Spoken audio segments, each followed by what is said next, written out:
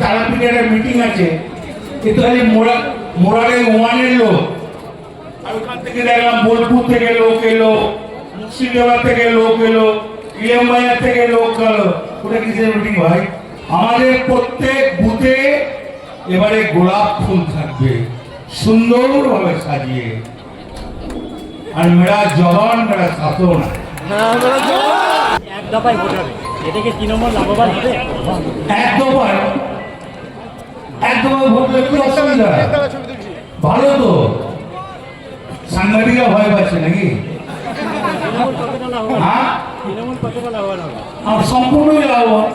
আমাদের প্রত্যেক বুথে এবারে গোলাপ ফুল থাকবে সুন্দরভাবে সাজিয়ে, আর মেরা জওয়ান মেরা শাসন।